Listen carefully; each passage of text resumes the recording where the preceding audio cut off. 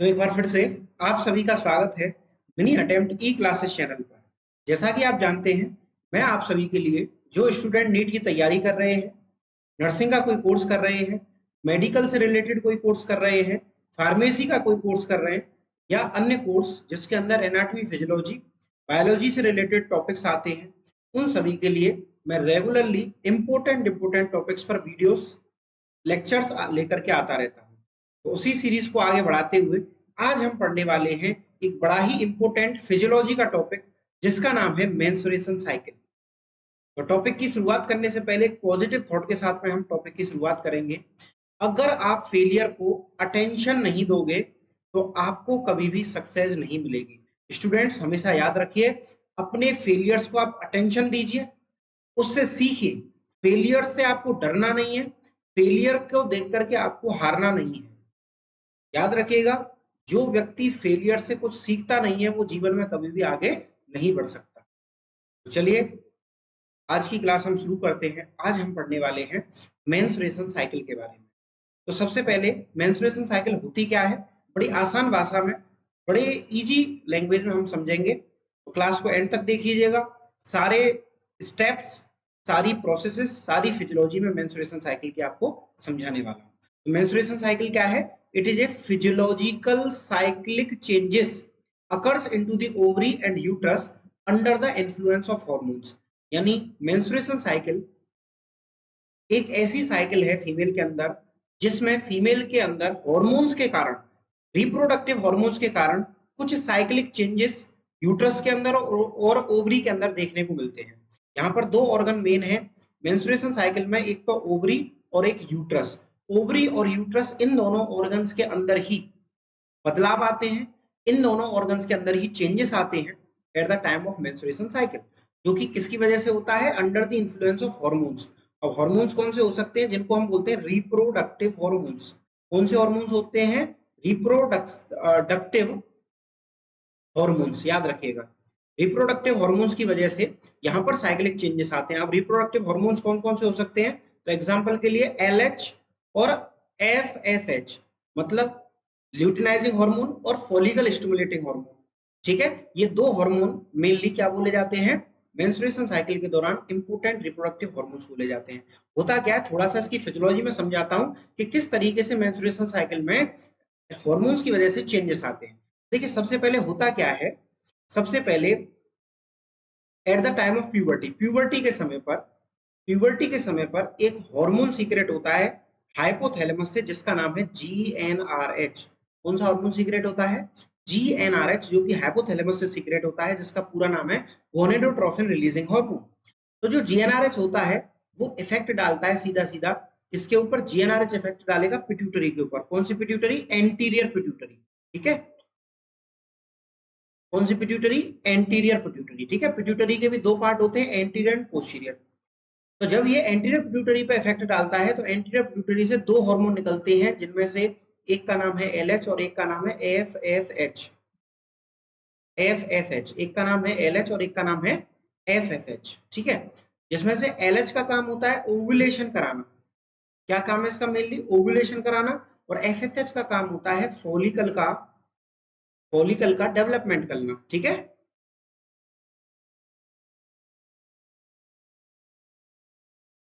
ठीक, follicular development. ठीक है, क्लियर हो गया। चलिए अब बात करते हैं हम, ये प्यूबर्टी क्या है भाई? ये कब स्टार्ट होती है menstruation cycle? At the time of puberty. तो प्यूबर्टी क्या है? प्यूबर्टी एक ऐसी एज है, प्यूबर्टी एक ऐसी एज है जिसमें कोई भी फीमेल किसी भी ऑफस्प्रिंग को जनरेट करने के लिए, ऑफस्प्रिंग को पैदा करने के लिए कैपेबल हो जाती है। ठीक है, पूरी तरह से रिप्रोडक्टिव ऑर्गन डेवलप हो जाते हैं, पूरी तरह से ओवरी यूट्रस डेवलप हो जाते हैं, mean secondary sexual character female में डेवलप हो जाती है। ठीक है, तो इसकी एज कितनी होती है, क्या होती है, सब आगे पढ़ते हैं। चलिए प्यूबर्टी के बारे में बात करें तो development of secondary sexual character, ऐसी एज फीमेल के अंदर, एक ऐसी एज जिसमें सेकेंडरी सेक्सुअल कैरेक्टर्स का डेवलपमेंट होने लगता है। अब सेकेंडरी सेक्सुअल कैरेक्टर्स क्या होते हैं? तो सेकेंडरी सेक्सुअल कैरेक्टर का मतलब जो फीमेल्स के अंदर प्यूबर्टी के टाइम पे कैरेक्टर्स आते हैं, जैसे कि फीमेल्स में पेल्विस का ब्रॉड हो जाना, एक्सिलरी हेयर्स का आना। इस प्यूबर्टी के लिए कुछ स्पेशल साइन भी जरूरी है जो नीचे लिखे हुए हैं, जिनको 5 साइन ऑफ प्यूबर्टी के नाम से जानते हैं, ठीक है। और दूसरा अंतर कि प्यूबर्टी का मतलब हो गया चाइल्डहुड का एडल्टहुड में कन्वर्ट होना, यानी चाइल्डहुड का एडल्टहुड में कन्वर्ट होना ही क्या कहलाता है, प्यूबर्टी। तो प्यूबर्टी को हम कैसे पहचाने कि फीमेल में प्यूबर्टी आ चुकी है, तो उसके 5 साइन हैं, 5 लक्षण है किसी भी फीमेल के अंदर प्यूबर्टी आने के। तो प्यूबर्टी के 5 लक्षण कौन कौन से हैं? नंबर 1 पे है थैलार्की, नंबर 2 पर है एडिनार्की, तीसरा है प्यूबार्की, चौथा है इंक्रीज इन हाइट और नंबर 5 पे है मीनार्की। एक एक करके इनको समझते हैं कि प्यूबर्टी जो आती है फीमेल में, तो सबसे पहले क्या होता है। फीमेल्स स्पेशली ध्यान दें, आप जल्दी से रिलेट कर सकती हो, मेल भी रिलेट कर सकते हैं, लेकिन फीमेल जल्दी से रिलेट करेंगी क्योंकि प्यूबर्टी इस समय हम टॉपिक फीमेल में पढ़ रहे हैं। मेंस्ट्रुएशन साइकिल फीमेल की फिजियोलॉजी का टॉपिक है, ठीक है। चलिए, तो थैलार्की की बात करें तो थैलार्की यानी सबसे पहले प्यूबर्टी के समय पर मेंस्ट्रुएशन साइकिल आने से भी पहले, मतलब मीनार्की से भी पहले सबसे पहला जो फर्स्ट साइन होता है प्यूबर्टी का, वो होता है थैलार्की। थैलार्की का मतलब होता है ब्रेस्ट बडिंग। क्या मतलब होता है इसका? ब्रेस्ट बडिंग, ठीक है। यानी ब्रेस्ट की बडिंग स्टार्ट हो जाती है, सबसे पहले ब्रेस्ट का डेवलपमेंट होना शुरू होता है फीमेल्स के अंदर। दूसरे नंबर पे आता है सेकंड साइन, तो ये कौन सा हो गया? फर्स्ट साइन, ध्यान रखना, फर्स्ट साइन है। सेकंड साइन होता है एडिनार्की। एडिनार्की का मतलब development of axillary hairs. Axillary hairs, याद रखिएगा, एक्सिलरी हेयर्स की ग्रोथ हो जाना, ये सेकंड साइन होता है।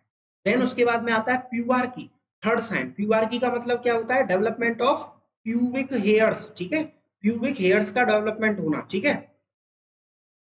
उसके बाद अगला साइन आता है इंक्रीज इन हाइट, एकदम से हाइट बढ़ना। और पांचवें पे या फिफ्थ नंबर पे साइन आता है मीनार्की, मतलब फर्स्ट फर्स्ट मेंस्ट्रुएशन साइकिल।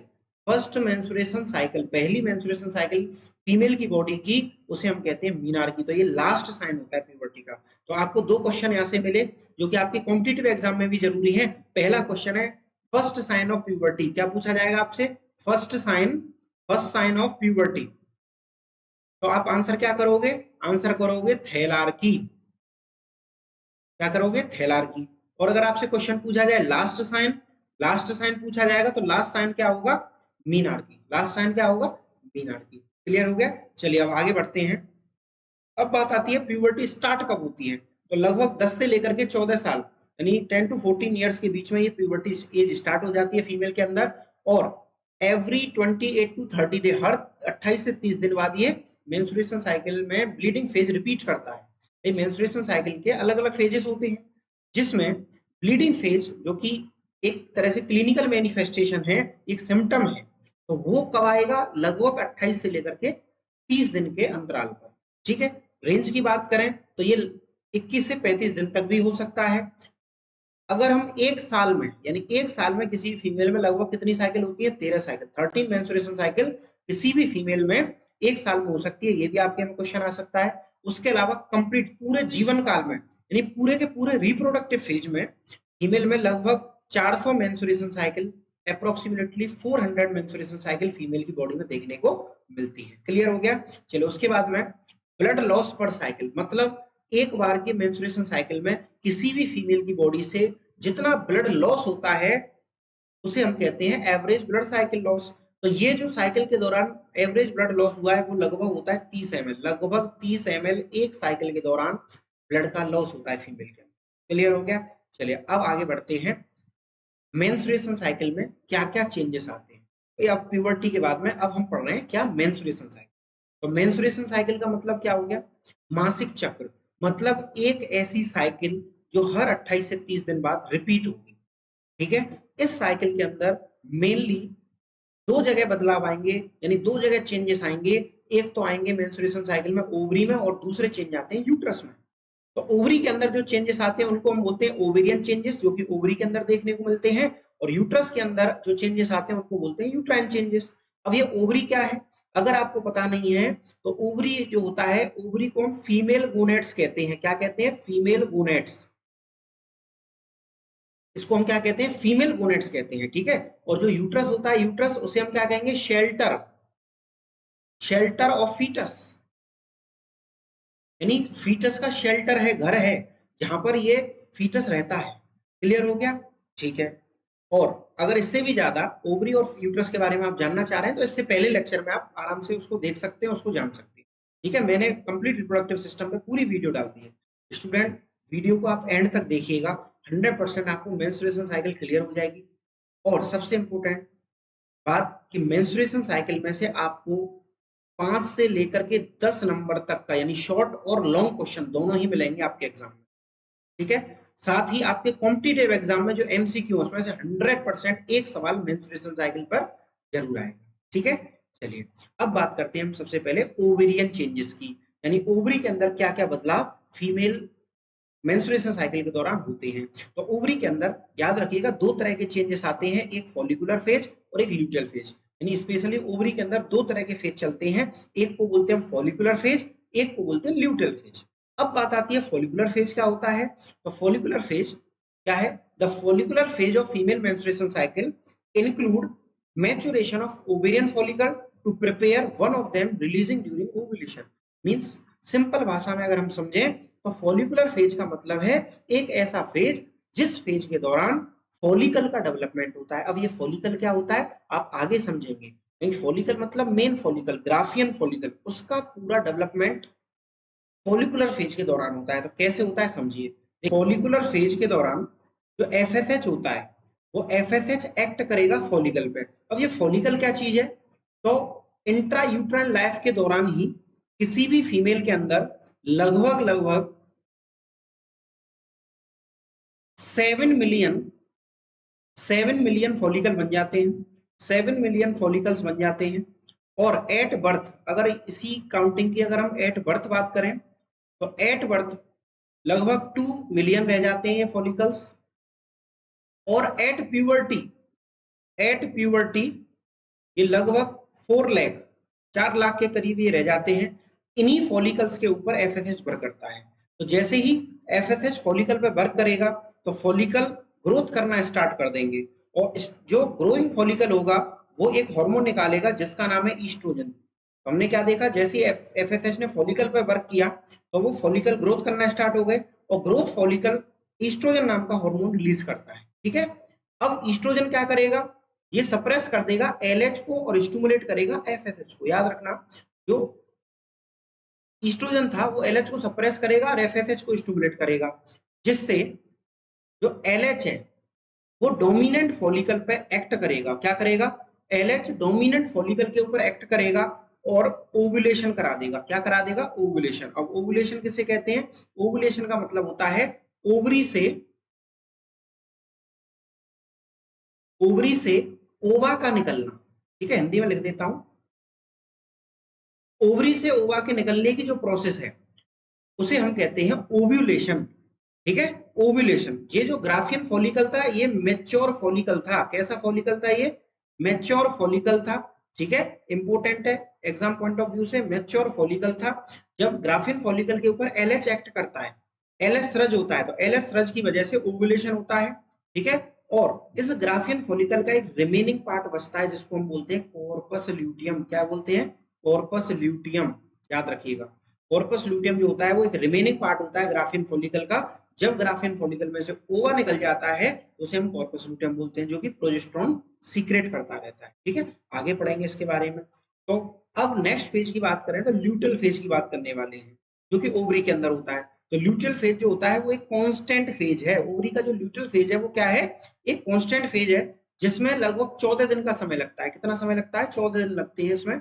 और कॉर्पस ल्यूटियम इस फेज के दौरान, भाई जो ल्यूटियल फेज है ओवरी के अंदर वो जब स्टार्ट होता है तब ओव्यूलेशन हो जाता है। मतलब ओव्यूलेशन के बाद में जो फेज स्टार्ट होता है उस फेज को हम बोलते हैं ल्यूटियल फेज। तो ल्यूटियल फेज क्यों बनना है, क्योंकि कॉर्पस ल्यूटियम बन चुका है, क्योंकि ओवरी से ओवा निकल चुका है, ग्राफियन फॉलिकल में से ओवा निकल चुका है, तो उसका जो रेमिनेंट पार्ट है, ग्राफियन फॉलिकल का जो रेमिनेंट पार्ट है वही कॉर्पस ल्यूटियम है। तो कॉर्पस ल्यूटियम आगे चल के क्या करेगा, ये कॉर्पस ल्यूटियम प्रोजेस्टेरोन और ईस्ट्रोजन ये दोनों तरह के हार्मोन निकालता है। दोनों सेक्स हार्मोन है, प्रोजेस्टेरोन और ईस्ट्रोजन, इनको ये सीक्रेट करता है लगातार। और प्रोजेस्टेरोन जो हार्मोन है वो एज ए टोक्योलाइटिक एजेंट काम करता है। टोक्योलाइटिक एजेंट का मतलब ये क्या करेगा, यूट्रस के कॉन्ट्रैक्शन को रोक देगा, मतलब यूट्रस के अंदर कॉन्ट्रैक्शन नहीं होने देगा। अगर यूट्रस के अंदर कॉन्ट्रैक्शन हो गए तो क्या हो जाएगा, पेशेंट में ब्लीडिंग फेज स्टार्ट हो जाएगा। तो वो ना हो इसकी वजह से, या अर्ली पहले ही ना हो, या शुरुआत में ही ये जो ब्लीडिंग फेज है फॉलिकुलर फेज के बाद में क्यों नहीं होता, उसके पीछे का कारण ये है कि जो कॉर्पस लुटियम है वो लगातार प्रोजेस्टेरोन सीक्रेट करता रहता है, जिसकी वजह से यूट्रस के अंदर कोई भी किसी भी प्रकार का कॉन्ट्रैक्शन नहीं हो पाता है। समझ गए? क्लियर हो गया? अब हम बात करते हैं कि कॉर्पस लुटियम आगे चल के क्या करेगा या कॉर्पस लुटियम का क्या होगा। भाई देखो, दो स्थिति है, या तो पेशेंट में फर्टिलाइजेशन होगा, भाई या तो क्या होगा, फर्टिलाइजेशन होगा या फर्टिलाइजेशन नहीं होगा, दो स्थिति तो होंगी। तो सबसे पहले हम बात करेंगे यदि फर्टिलाइजेशन होता है तो क्या होगा, यानी यहां पर हम क्या कर रहे हैं, फर्टिलाइजेशन करा रहे हैं, यानी फर्टिलाइजेशन अगर प्रेजेंट है, अगर फर्टिलाइजेशन हो रहा है, तो उस स्थिति में क्या होगा, जो कॉर्पस लुटियम है वो कॉर्पस लुटियम वेरम में चेंज हो जाएगा, और कॉर्पस लुटियम वेरम लगातार 3 महीने तक, लगातार 3 महीने तक प्रोजेस्टेरोन का सीक्रेशन करता रहेगा, क्योंकि 3 महीने में पूरी तरह से प्लेसेंटा तैयार हो जाता है। फिर आगे की जो यूट्रस के अंदर प्रोजेस्टेरोन सीक्रेट का काम होता है वो कौन करेगा, प्लेसेंटा करेगा। क्लियर हो गया? ये तो स्थिति हो गई जब फर्टिलाइजेशन हो गया, मतलब प्रेगनेंसी के समय पर। जबकि नॉर्मली जनरली हर बार तो कोई भी किसी भी प्रकार का फर्टिलाइजेशन नहीं होता है, तो कॉर्पस लुटियम का अगर फर्टिलाइजेशन ना हो, अगर ओवा का फर्टिलाइजेशन नहीं हो, तो कॉर्पस लुटियम का क्या होगा, तो वो कॉर्पस ल्यूटियम मेंसुरेलिस में चेंज हो जाएगा। किसमें चेंज हो जाएगा, कॉर्पस ल्यूटियम मेंसुरेलिस में। याद रखिएगा, यदि फर्टिलाइजेशन एब्सेंट है, फर्टिलाइजेशन नहीं हो रहा है, तो कॉर्पस ल्यूटियम मेंसुरेलिस में चेंज होगा, और कॉर्पस ल्यूटियम मेंसुरेलिस कॉर्पस एल्बिकन्स में चेंज हो जाएगा, और ये डिसअपियर हो जाएगा, ये डिसअपियर हो जाएगा, मतलब गायब हो जाएगा। ठीक है?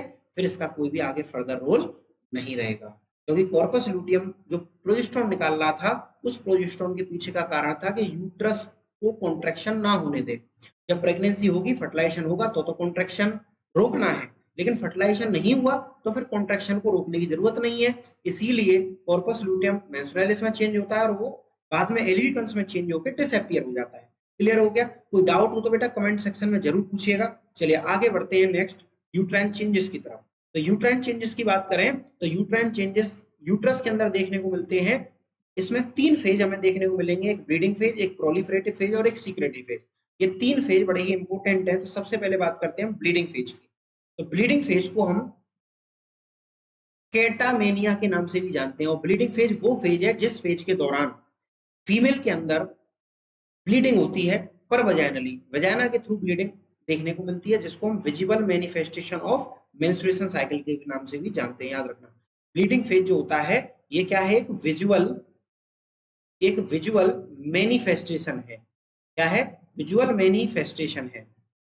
ठीक है, याद रखिएगा, जो हमें दिखाई देगा। और इसका जो टाइम ड्यूरेशन है वो 1 से लेकर के 5 दिन होगा, मतलब फीमेल्स के अंदर जो ब्लीडिंग फेज चलता है वो 1 से लेकर के 5 दिन तक चलता है, या 0 से लेकर के 5 दिन तक चलता है। ठीक है, आगे एक चार्ट के थ्रू या कह लीजिए एक स्केल के थ्रू मैं आपको समझाऊंगा कि किस किस फेज का कितना टाइम किस जगह होता है। ठीक है, अब बात आती है ब्लीडिंग फेज क्यों होता है। तो ब्लीडिंग फेज इसलिए होता है कि after the corpus luteum disappear, इससे पिछले फेज में हमने क्या देखा कि कॉर्पस लूटियम गायब हो गया, डिसअपियर हो गया। तो कॉर्पस लूटियम के डिसअपियर होने की वजह से एकदम से ईस्ट्रोजन और प्रोजेस्टेरोन का जो लेवल है वो डिक्रीज हो जाएगा। एकदम से क्या हुआ, ईस्ट्रोजन और प्रोजेस्टेरोन का जो लेवल है वो डिक्रीज हो गया, घट गया। तो जैसे ही प्रोजेस्टेरोन का लेवल घटेगा, ईस्ट्रोजन का लेवल घटेगा, तो पेशेंट में due to estrogen vasoconstriction देखने को मिलेगा। भाई जैसे ही ईस्ट्रोजन का लेवल घटा, तो प्रोजेस्टेरोन क्या कराएगा, एक तो यूट्रस के अंदर कॉन्ट्रैक्शन करा देगा। ठीक है, क्यों करा देगा, क्योंकि प्रोजेस्टेरोन ऑक्सीटोसिन को क्या करके रखता है, डिक्रीज करके, सप्रेस करके रखता है। ठीक है, तो जैसे ही प्रोजेस्टेरोन का लेवल कम हुआ, ईस्ट्रोजन का कम हुआ, तो प्रोजेस्टेरोन के लेवल कम होने की वजह से यूट्रस में कॉन्ट्रैक्शन स्टार्ट हो जाएंगे, क्योंकि ऑक्सीटोसिन आने लग जाएगा। लेकिन उसी के साथ साथ ईस्ट्रोजन का मेन काम होता है वैसो डायलेशन, बट इस समय मेंस्ट्रुएशन साइकिल के दौरान, कैटामेनिया के दौरान, ये ईस्ट्रोजन क्या करता है, वैसो कॉन्स्ट्रिक्शन करता है, मतलब वेसल्स को, यूट्रस की वेसल्स को कॉन्ट्रैक्ट कर देगा, जिसकी वजह से क्या होगा, इस्चीमिया होगा। कॉन्ट्रैक्ट मतलब सिकुड़ देगा, उनके साइज को, ल्यूमेन को घटा देगा, जिसकी वजह से क्या होगा, इस्चीमिया होगा। इस्चीमिया का मतलब क्या होता है, लैक ऑफ ब्लड सप्लाई। याद रखिएगा, lack of blood supply, lack of blood supply to tissue, यानी किसी भी पर्टिकुलर टिश्यू पर यदि ब्लड सप्लाई की कमी हो जाए, ब्लड सप्लाई की कमी हो जाए, तो उसे हम क्या कहेंगे, इस्चीमिया कहते हैं। ठीक है, तो जैसे ही इस्चीमिया होगा, जैसे ही इस्चीमिया होगा, तो इस्कीमिया की वजह से पेशेंट में क्या देखने को मिलेगा, हाइपोक्सिया देखने को मिलेगा। ठीक है, ये प्रोसेस, ये पॉइंट हम डिस्कस कर चुके हैं। तो जैसे ही इस्कीमिया हुआ तो इस्कीमिया की वजह से हमें क्या देखने को मिलेगा, हाइपोक्सिया देखने को मिलेगा। हाइपोक्सिया का मतलब क्या होता है, हाइपोक्सिया का मतलब होता है decrease O2 level, decrease O2 level at particular tissue, यानी किसी भी पर्टिकुलर टिश्यू पर ऑक्सीजन का लेवल का घट जाना ही हाइपोक्सिया कहलाता है। ठीक है, जिसके कारण हाइपोक्सिया की वजह से इरिवर्सिबल नेक्रोसिस देखने को मिलेगी, मतलब सेल डेथ। नेक्रोसिस का मतलब क्या होता है यहाँ पर, सेल डेथ। लिख लीजिए, बहुत काम की चीजें हैं, लिख लीजिए, बहुत काम की चीजें हैं। ठीक है, एग्जाम पॉइंट ऑफ व्यू के लिए इंपोर्टेंट है। तो हाइपोक्सिया की वजह से क्या हुआ, इरिवर्सिबल नेक्रोसिस हमें देखने को मिलेगी। ठीक है, और जैसे ही इरिवर्सिबल नेक्रोसिस हुई एंडोमेट्रियम के अंदर, तो यूट्रस की जो आर्टरी है वो ओपन हो जाएंगी, और जैसे ही यूट्रस की आर्टरी ओपन होंगी तो यूट्रस के अंदर ब्लड फिल होने लग जाएगा, जिस कंडीशन को हम हेमेटोमेट्रा कहते हैं। याद रखिएगा, हेमेटोमेट्रा का मतलब क्या होता है, filling of blood in uterus, uterus के अंदर ब्लड का फिल होना हेमेटोमेट्रा कहलाता है। अब ड्यू टू हेमेटोमेट्रा, जैसे ही यूट्रस के अंदर ब्लड फिल्ड हुआ तो ये हाइपोथैलेमस को सूचना देना शुरू कर देगा, यानी हाइपोथैलेमस के लिए यहाँ से क्या चले जाएंगे, स्टिमुलेशन। तो जैसे ही हाइपोथैलेमस एक्टिवेट होगा तो वो क्या करेगा, पोस्टीरियर पिट्यूटरी को स्टिमुलेट कर देगा। किसे स्टिमुलेट करेगा, पोस्टीरियर पिट्यूटरी को स्टिमुलेट करेगा। और पोस्टीरियर पिट्यूटरी एक हार्मोन निकालती है जिसका नाम है ऑक्सीटोसिन, इसका नाम है ऑक्सीटोसिन। इस ऑक्सीटोसिन को हम क्या कहते हैं, इस ऑक्सीटोसिन को हम कॉन्ट्रैक्शन हार्मोन भी कहते हैं। ठीक है, ऑक्सीटोसिन का काम यूट्रस के कॉन्ट्रैक्शन कराने में भी हेल्प करता है। ये लेबर के दौरान यूट्रस को कॉन्ट्रैक्ट भी कराता है, साथ में मिल्क का एजैकुलेशन भी कराता है ये। ठीक है, ये ऑक्सीटोसिन किसके लिए रेस्पॉन्सिबल है, ये ऑक्सीटोसिन रेस्पॉन्सिबल है एजैकुलेशन ऑफ मिल्क के लिए, एजैकुलेशन ऑफ मिल्क। ये क्वेश्चन भी आपके कंपटीशन के लिए बहुत ही जरूरी है, इंपोर्टेंट क्वेश्चन है। ठीक है, कई बार पूछा गया है। ठीक है, चलिए उसके बाद में आगे बढ़ते हैं। जैसे ही यूट्रस कॉन्ट्रैक्ट हुआ ये ऑक्सीटोसिन की वजह से, तो ब्लड एक्सपेल्ड आउट हो जाएगा, यानी ब्लड निकलने लगेगा यूट्रस से, जिसको हम ब्लीडिंग फेज या कैटामीनिया के नाम से जानते हैं। क्लियर हो गया, ये पूरी प्रोसेस आपको क्लियरली समझ में आ गई। तो हमने क्या देखा, हमने ये देखा कि सबसे पहले क्या हुआ था, कॉर्पस ल्यूटेम गायब हुआ, डिसअपियर हुआ, जिससे प्रोजेस्टेरोन एस्ट्रोजन का लेवल डिक्रीज हुआ, वैसोकॉन्स्ट्रिक्शन हुआ, इस्कीमिया हुआ, इस्कीमिया की वजह से हाइपोक्सिया हुआ, हाइपोक्सिया की वजह से सेल डेथ हुई, और सेल डेथ की वजह से यूट्रस की जो आर्टरी है वो ओपन हो गई, यूट्रस कॉन्ट्रैक्ट हो गया, ब्लड एक्सपेल्ड आउट हो गया। ठीक है, अब आप नीचे डायग्राम में देख सकते हैं कि किस तरीके से at the time of menstrual phase धीरे धीरे धीरे धीरे करके ये जो एंडोमेट्रियम उसकी ग्रोथ घटती चली जा रही है, क्योंकि भाई इस फेज के दौरान, ब्लीडिंग फेज के दौरान यूट्रस की जो फंक्शनल लेयर होती है वो ब्रेक होकर के पर वजाइनली बाहर निकल आती है, इसलिए तो यहाँ पर ये डायग्राम में दिखाया है। लेकिन फॉलिकुलर फेज में ये बनने लगती है दोबारा से, और ल्यूटरल फेज में ये हाईएस्ट रहता है इसका लेवल, ल्यूटरल फेज में सबसे ज्यादा थिकनेस ल्यूटरल फेज में होती है। ठीक है, चलिए अब आगे बढ़ते हैं अगले फेज की तरफ, जिसका नाम है प्रोलिफरेटिव फेज। तो ये जो प्रोलिफरेटिव फेज होता है इसका टाइम ड्यूरेशन होता है 6 से लेकर के 14 दिन। ठीक है, 6 से लेकर के 14 दिन इसका समय होता है। प्रोलिफरेशन फेज के अंदर, प्रोलिफरेटिव का मतलब होता है न्यू फॉर्मेशन, इसका मतलब क्या होता है, न्यू फॉर्मेशन, मतलब नई नई चीजों का बनना। तो वहां पर प्रोलिफरेटिव ओवरी के अंदर प्रोलिफरेटिव फेज के अंदर क्या हो रहा था, फोलिकुलर बन रहे थे। लेकिन यहाँ पर यूट्रस के अंदर, भाई यूट्रस के अंदर क्या हो रहा है, यूट्रस के अंदर फंक्शनल डेसिडुआ बनती है। भाई ओवरी के अंदर तो प्रोलिफरेटिव फेज में क्या हो रहा था, एफएसएच की वजह से फॉलिकल डेवलप हो रहे थे। लेकिन यहाँ पर क्या होगा, यहाँ पर फंक्शनल डेसिडुआ बनेगी। तो कैसे बनेगी, due to the increase of estrogen. जैसे ही ईस्ट्रोजन का लेवल बढ़ा, भाई हमने क्या देखा, जस्ट इससे पहले फेज में ईस्ट्रोजन का लेवल बढ़ गया था। ठीक है, अब ईस्ट्रोजन का लेवल जैसे ही बढ़ा, तो ईस्ट्रोजन के लेवल बढ़ने की वजह से हाइपरप्लेजिया देखने को मिलेगा यूट्राइन सेल में, यानी यूट्राइन सेल में नंबर ऑफ सेल बढ़ने लगेंगी। ठीक है, जिसके कारण क्या होगा, यूट्रस की थिकनेस बढ़ जाएगी, और यूट्रस की थिकनेस कितनी हो जाएगी, लगभग 2 से लेकर के 3 mm इस फेज में, यानी इस फेज के दौरान 2 से लेकर के 3 mm थिकनेस लगभग बढ़ जाती है। ठीक है, ये डायग्राम में देखिए। अब डायग्राम में देखो कि ब्लीडिंग फेज में ये जो थिकनेस थी कम हो गई, लेकिन अब धीरे धीरे करके प्रोलिफरेटिव फेज में ये इंक्रीज हो गई। तो कितनी इंक्रीज हो गई, 2 से लेकर के 3 mm, कितनी हो गई, 2 से लेकर के 3 mm इसकी थिकनेस हो गई। क्लियर हो गया, चलिए ये तो हो गया प्रोलिफरेटिव फेज।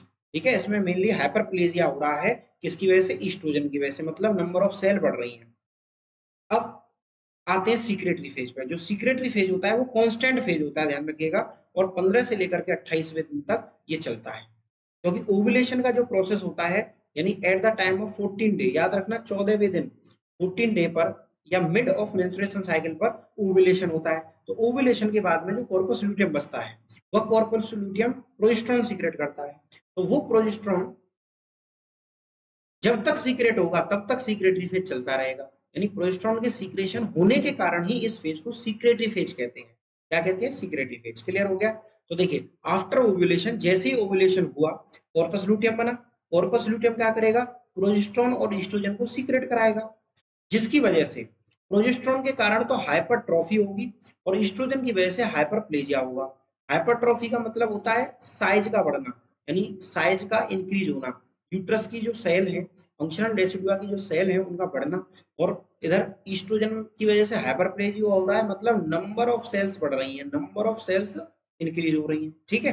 तो दोनों ही कारण से क्या होगा कि एंडोमेट्रियम की जो थिकनेस है वो इंक्रीज हो जाएगी। तो इस फेज पे लगभग 5 से लेकर के 6 mm थिकनेस हो जाती है, यानी हाईएस्ट थिकनेस। अगर आपसे क्वेश्चन पूछा जाए कि हाईएस्ट थिकनेस किस फेज में होती है, तो आप आंसर करेंगे सीक्रेटरी फेज। सीक्रेटरी फेज के दौरान हाईएस्ट ग्रोथ हो जाती है एंडोमेट्रियम की फंक्शनल डेसिडुआ में। आपको मैं डायग्राम में भी दिखाता हूँ। देखिए, इस डायग्राम में देखिए, इस इस टाइम पर देखो 5 से लगभग 6 mm तक, 5 to 6 mm इसकी क्या हो गई है? ग्रोथ हो गई है। 5 to 6 mm ग्रोथ हो गई है ल्यूटियल फेज में। ल्यूटियल फेज को ही तो हम सीक्रेटरी फेज कहते हैं। ठीक है? ये हो गया आपका सीक्रेटरी फेज। क्लियर हो गया? तो एंडोमेट्रियम की थिकनेस इसमें हाईएस्ट हो गई। ठीक? तो ये हमने किसके बारे में पढ़ा? मेंस्ट्रुएशन साइकिल के बारे में पढ़ा। देखिए, कंपटीशन क्लासेस के लिए तो आपको बहुत सारे चैनल ऐसे मिल जाएंगे जो तैयारी करा रहे हैं, लेकिन मेरा सीधा सीधा फोकस उन स्टूडेंट पे है जो इस समय कॉलेज लाइफ में है, जो इस समय किसी भी एंट्रेंस एग्जाम की तैयारी करा रहे हैं। तो एंट्रेंस एग्जाम की तैयारी करते समय और कॉलेज में पढ़ते समय स्टूडेंट को मेनली थ्योरी पे ध्यान देना होता है, क्योंकि थ्योरी अगर क्लियर है तो एमसीक्यू और उसके साथ साथ सब्जेक्टिव पेपर दोनों ही चीजें क्लियर हो जाती हैं। भाई, जीएनएम बीएससी नर्सिंग करने वाले स्टूडेंटों की तरफ मुझे लगता है कि बहुत कम लोग ध्यान दे रहे हैं। इसीलिए मिनी अटेम्प्ट ई क्लासेस आप सभी के लिए एनाटॉमी फिजियोलॉजी के लेक्चर बिल्कुल फ्री प्रोवाइड करा रहा है। मैं आपको बिल्कुल फ्री प्रोवाइड करा रहा हूँ, और आने वाले समय में मेडिकल सर्जिकल नर्सिंग के भी लेक्चर मैं आपको कंप्लीट टोटली फ्री इस मिनी अटेम्प्ट ई क्लासेस चैनल पर आपको दूंगा। तो ज़्यादा से ज़्यादा लोगों को आगे शेयर करिए, लेक्चर्स को शेयर करिए, और मिनी अटेम्प्ट ई क्लासेस चैनल को इसी तरह से प्यार देते रहिए। बहुत बहुत धन्यवाद। अगर आपको इससे रिलेटेड कोई डाउट हो तो आप नीचे कमेंट में लिख सकते हैं, उसका जवाब मैं आपको 100% देने की कोशिश करूंगा। Thank you very much.